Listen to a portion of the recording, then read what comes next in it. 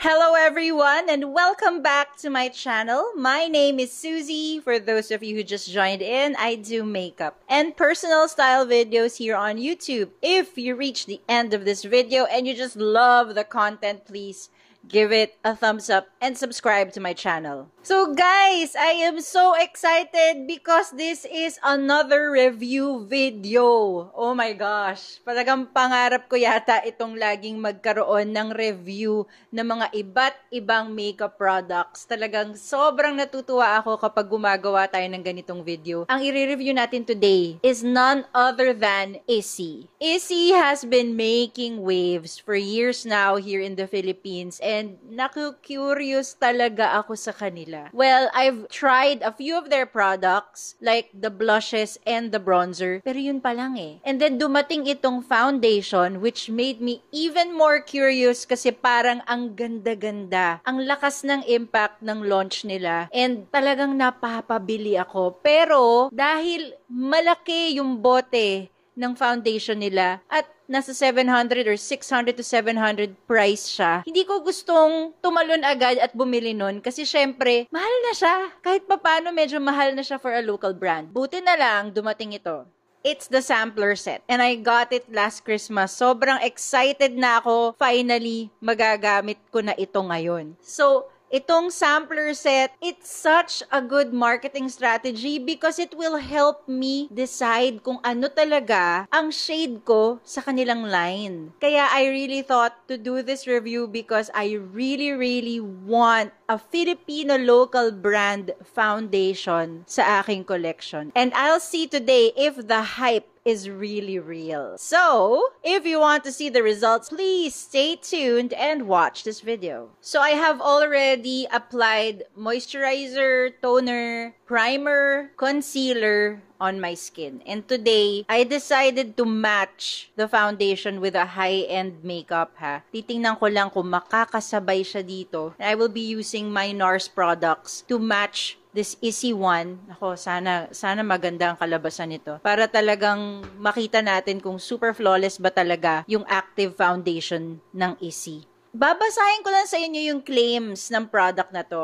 It is, I'll just read it, an incredibly forgiving foundation that applies beautifully on ever-evolving skin in a weightless and blendable serum-esque formula enriched with an optimal dose of nourishing hyaluronic acid. So, ang ginagawa pala niya is, with its hydrating ingredients, this oil-free foundation camouflages imperfections and minimizes uneven tone without accentuating texture, emphasizing fine lines or clogging pores. Nako, I'm so hopeful. Designed to help resist sweat and humidity, the self-setting formula comes in 27 shades. Wow, 27. Ang dami nun. Para sa Pinoy brand ha. It has a dewy finish, medium buildable coverage, and all-day wear. Okay, so game, let's start. I have here 3 shades. The NL 2.5, the YL 2.5, and the OL 2.5. This sampler is for the medium skin-toned girls and boys, ha? Let me just apply here on my face para lang makita natin ano yung mga shades na yon. Alright, guys. So, this is the OL, YL, and NL. Lahat sila 2.5, Nilagay ko yung sarili ko dun sa 2.5 kasi feeling ko yun talaga yung skin tone ko. Let's start. Let me just apply with my fingers na lang, ha? Kasi tinitipid ko yung mga brushes ko. So, first is the OL. Okay, medyo dark si OL sa akin. And then, the YL. And the NL. So, ayan silang tatlo. Definitely, this OL is too dark for me. So, let me just check the YL, which is this one, and then the NL on this one. Let me see. Parang feeling ko, sige, let's check now. So, I'm already spreading out the foundation to find out which one is really my shade. Iniba-iba ko ng brushes. Okay, I thought my shade was YL, but it seems it's too light. Ay, hindi, pareho lang. Pareho lang sila. Pareho sila ng NL. Pero yung pinaka nag-blend talaga sa akin is the NL1. Ito talaga, let me check the OL. The OL is too dark. Tanggalin na natin siya dahil hindi talaga siya yung match ko. Ang match ko will be the NL and the YL1. Let's do a side by side. This will be the YL side. This will be the NL side. So, let's do it. So, again, with the NL1, dito tayo mag-start.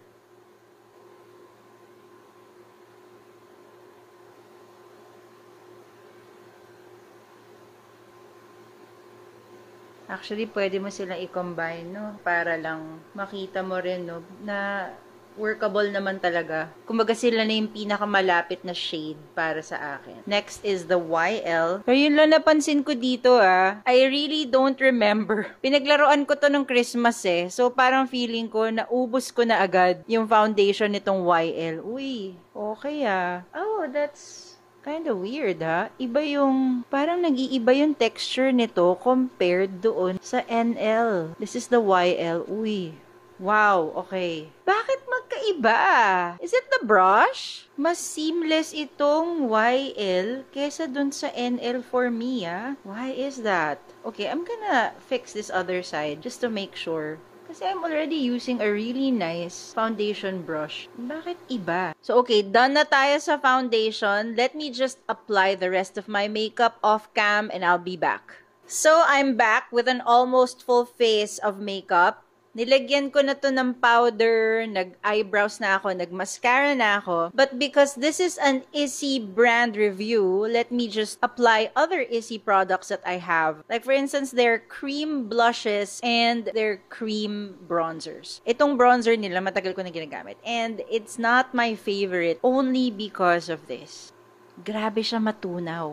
Like, natutunaw talaga siya. Kaya, hindi ko siya masyadong type gamitin. Pero, color-wise, ang ganda niya. Ayan, no? Very easy to apply din naman. But, yun nga, it's so messy. Nahihirapan akong gamitin kapag sobrang messy yung looking ng makeup. Pero, yun lang naman. But, tinan mo, nag-apply na ako ng NARS powder, by the way. Okay naman yung performance niya. Hindi niya tinatanggal yung powder or hindi nare-rub off. Nagbe-blend pa rin siya kahit na may powder na ako. Para lang complete yung experience natin, di ba?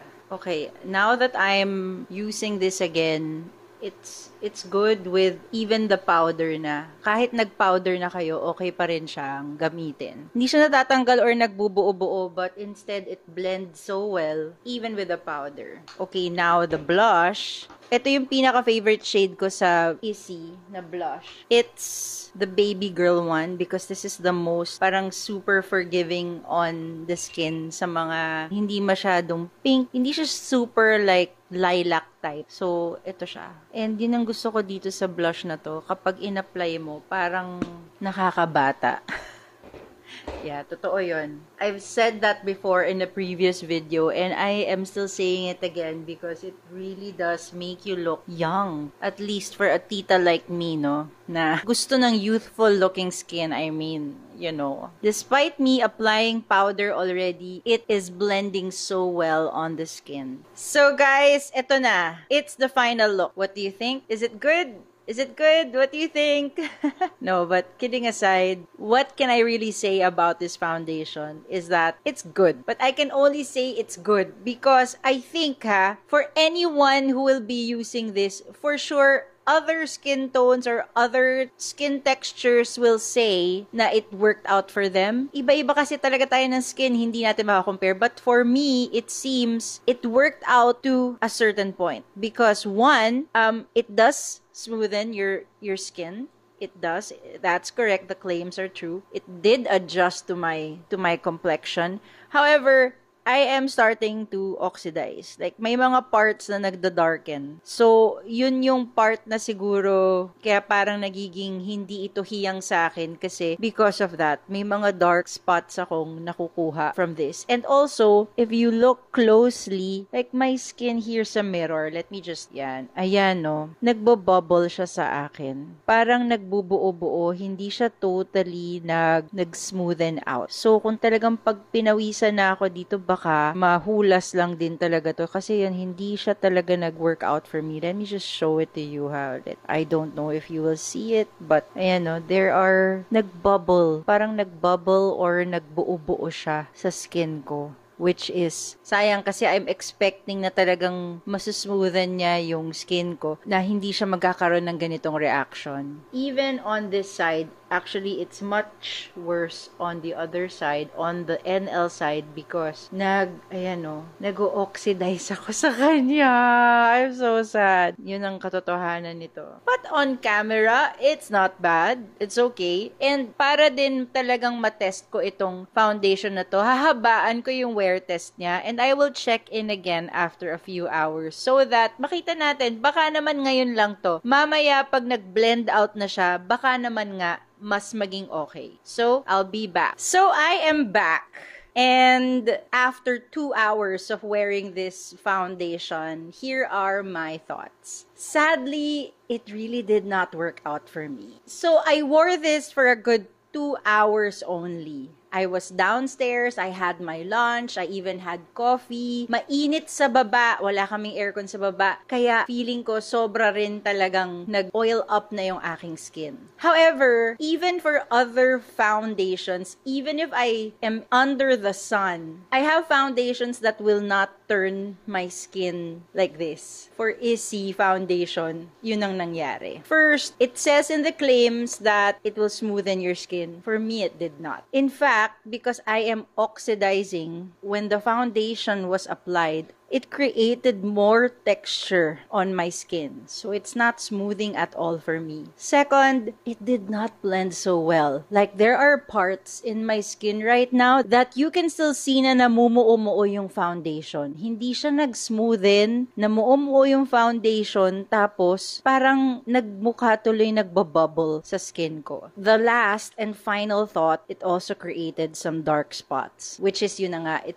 comes from the oxidation. So I really had high hopes for this foundation. However, because of the outcome, it really did not work out that well for me. But it is also good to note that you can get the testers to be able to find out if it's really going to work for you. At least, buti na lang, I didn't buy an entire bottle kasi nga, gusto ko malaman kung okay siya. And yun naman ang na-prove nung kanilang strategy to provide samplers para din matest mo sa skin mo. And yun na nga, I really wanted to buy the big bottle, but because this has happened, I really won't buy myself an Issey one. I was really hoping I could. But it is also good to note that they still have other products worth buying, which I have today. Yun nga, yung blush and yung kanilang bronzer. Even if the bronzer is quiet, parang sobrang nagme-melt siya, okay pa rin siyang gamitin. Messy lang talaga. Linisin mo na lang para hindi ka mailang na parang nagme-melt siya masyado. This is still good. It blends well on the skin and it's going to create that nice warm tone in your face. And also, the blush, it is also super good. It is very youthful. And tinan mo, andyan pa siya, kahit na medyo humuhulas na to. I've used this several times with other foundations or with other concealers, and it's really nice. So wait ha, let me apply powder.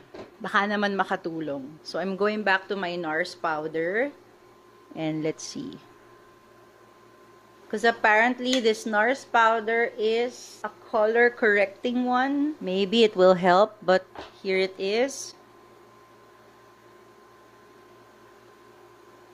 So, hindi talaga siya nag-workout for me talaga. Kahit na nag-apply tayo ulit ng powder. So, nag-mattify lang siya, pero the texture talaga remained. So, ibig sabihin yung foundation talaga, yung hindi nag-workout para sa makeup na ito. So, final thoughts on this foundation. If you have sensitive skin, maybe take a pass. Or, try the samplers first before engaging in the more expensive or the bigger bottles para hindi sayang yung foundation. Meron talagang mga iba na magiging hiyang dito. I think, yun yung mga skin types na talagang okay kasi lahat ng makeup palagay ko magagamit nila. But for someone like me na medyo nagsastruggle din sometimes with skincare, you really have to choose the makeup that you will buy. If there are samplers, for example, this NARS concealer, maliit siya. It would be good to buy yung mga maliliit muna para talaga matest ninyo yung performance niya sa skin nyo, which Issey naman has, in fairness sa kanila. nag-provide sila nito para talaga masubukan mo. At least that's a good thing. We got to try it and review it for you so that you can also take note of these experiences para when you buy, you are more sure about the foundation that you will buy for yourself, 'di ba? Especially if you're really thinking about buying a full bottle of the Issey Active Foundation. And that is it for today's video. I sure hope that my review today has given you an added insight into the Issey Active Foundation. And if you want to see more of these videos, please do like and subscribe to my channel. And I sure hope to see you again on the next. Have a great day. Goodbye.